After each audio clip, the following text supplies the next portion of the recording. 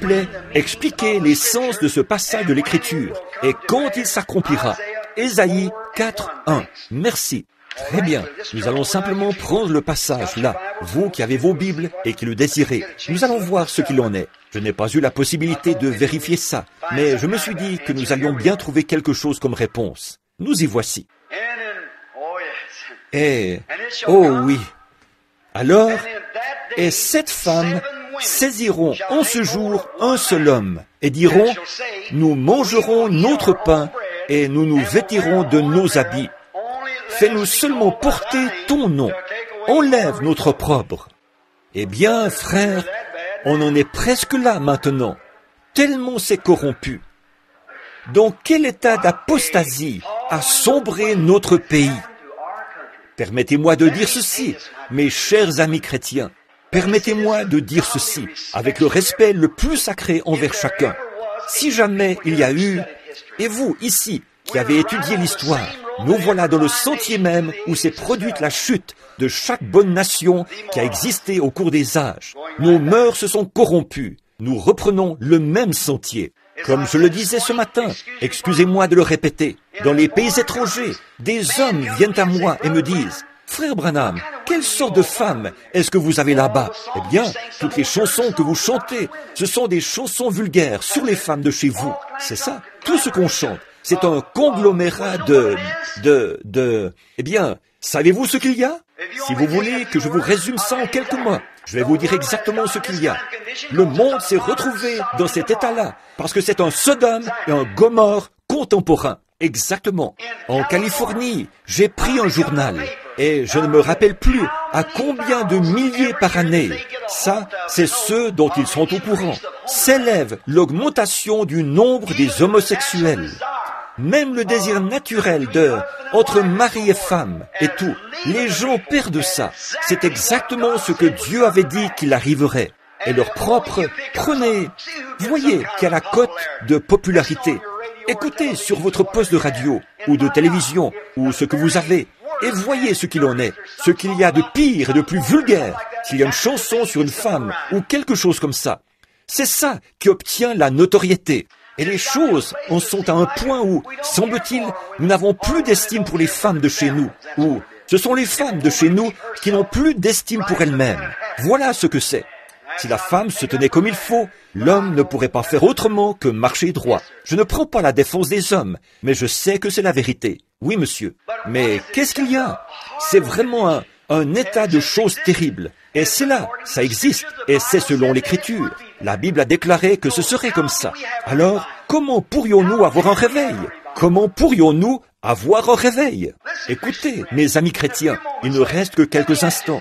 Permettez-moi de vous demander quelque chose. Nous avons des Billy Graham, nous avons des Jack Schuller, nous avons des mouvements religieux de toutes sortes qui sillonnent le monde au cours des 6 ou 7 dernières années.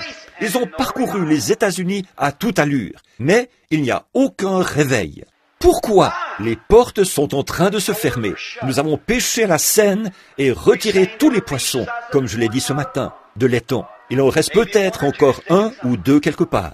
Là où Billy Graham a tenu une série de réunions, je crois que c'était à Boston ou quelque part. Il déclare avoir eu plus de 20 000 conversions en 6 semaines. Ils y sont retournés quelques semaines plus tard, et ils n'en ont pas trouvé 20. Pensez-y, frères, c'est presque fini. Je pourrais dire quelque chose ici, voyez? Nous vivons au jour dont Dieu avait annoncé la venue. Nous vivons au dernier jour. Nous vivons à une époque où les hommes, nous avons beau essayer de penser autrement. La parole de Dieu déclare que nous avons été prédestinés. C'est vrai, ceux que Dieu a appelés viendront à Dieu. Et ceux que Dieu n'appelle pas ne viendront pas à Dieu. Dieu appelle et il refuse. Et il appelle, il refuse. Bon, je ne dis pas que Dieu condamne qui que ce soit. En effet, il ne veut pas que tous, qu'aucun périsse, mais veut que tous arrivent à la repentance. Par contre, du fait qu'il est Dieu, il le savait au commencement qu'il n'allait pas venir. Pourtant, il leur a quand même donné une chance, mais ils ont refusé de venir. Comment? S'il ne sait pas ça, comment a-t-il su qu'on aurait des voitures sans chevaux?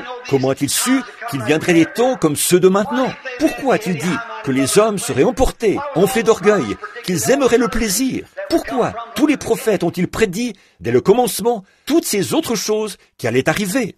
Dieu savait tout. Il sait ce qui va arriver. Et là, il y a des hommes dont Dieu, en parcourant du regard le cours du temps, a dit, ils ne viendront pas. Et ils sont tout simplement condamnés, voués à cette condamnation. Parce que c'est ce qu'ils ont eux-mêmes choisi. Amen. Voilà. Et je crois, mon frère, ma sœur, je dis ceci avec le respect le plus sacré et avec la crainte de Dieu dans mon cœur. Je crois que l'Amérique a coulé. Elle a perdu tout sens moral. Elle s'est dégradée jusqu'à s'avilir. C'est lamentable. Pensez un peu là, alors que je dis ceci en réponse à ce passage de l'Écriture. Cette femme qui saisisse un seul homme. Pendant la Première Guerre mondiale, la Seconde Guerre mondiale, j'ai eu une coupure de journal chez moi. Vous l'avez lu vous-même. Ça disait, que sont devenues les mœurs des Américaines? 2 soldats sur 3 de ceux qui étaient partis outre-mer, leurs femmes avaient divorcé d'avec eux dans les 6 premiers mois. 2 soldats sur 3 divorcés. Ces femmes sont tout simplement parties, elles ont déguerpi. Pourquoi ça? Si vous voulez le comprendre, mes amis, c'est l'esprit de l'époque. Il nous faut entrer dans l'esprit des derniers jours, quand les derniers jours sont là. Quand vous allez dans un dancing, il faut entrer dans l'esprit de la danse. Sinon, on ne dansera pas. Quand vous allez à l'église, il faut entrer dans l'esprit d'adoration, avant de pouvoir adorer. Il faut que le monde entre dans l'esprit des derniers jours, avant que les derniers jours puissent venir. Et nous sommes dans l'esprit des derniers jours. Dieu a promis que ces choses seraient là, et c'est ce que nous avons. Nous sommes dans les derniers jours. Les hommes et les femmes sont là. Ils dorment, et ils ne s'en rendent pas compte. Et les mœurs... J'ai rencontré un jeune homme l'autre jour, il y a quelque temps de ça, l'automne dernier. Nous arrivions dans une ville, et il me disait, un jeune homme qui allait à l'école secondaire et qui était marié. Il disait, j'ai épousé cette jeune fille, parce que c'était une bonne fille. Il fallait que je l'épouse avant qu'elle termine ses études secondaires. Il a dit, à ma connaissance, depuis des années, nous n'en avons pas eu une seule qui soit encore vierge à sa sortie de l'école secondaire ici. Voyez, elles ont vraiment perdu tout sens moral. Et là-bas, en Californie, je suis passé dans les rues, et à certains endroits, les policiers disaient aux gens de ne pas rester dans la rue. Il est plus dangereux pour un homme de passer dans la rue que pour une femme. Des ruelles sombres. Oh, que Dieu ait pitié! Ne savez-vous pas que la Bible annonçait ces choses? Et juste avant qu'il en présente l'ombre dans Sodome et Gomorrhe, et alors que là-bas, il avait arrivé, ou plutôt, il était arrivé la même chose. Et Dieu a fait descendre le feu et a brûlé entièrement cet endroit. Un poteau indicateur très précis, comme quoi le monde entier, quand il en arriverait là, recevrait cette chose. Nous sommes dans les derniers jours, certainement. Cette femme saisisse un seul homme et dise, nous mangerons notre pain et nous nous vêtirons de nos habits. Fais-nous seulement porter ton nom. Enlève notre opprobre. Frère, vous n'avez pas à sortir des États-Unis.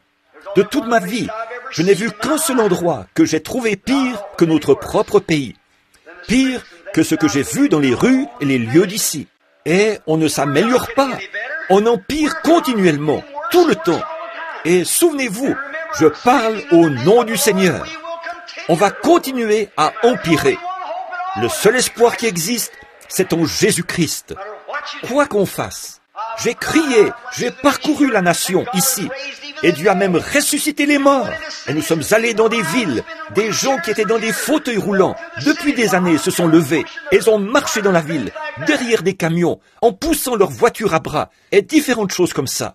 Et des femmes qui avaient été déclarées mortes par les médecins. Elles avaient en main leur radiographie, avec le nom du médecin écrit au-dessus. Elles ont été ressuscitées des morts.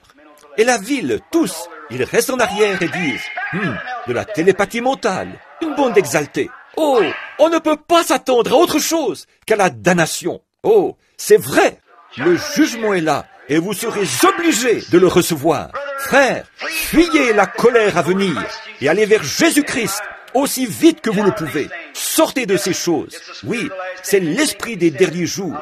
On pourrait dire beaucoup de choses.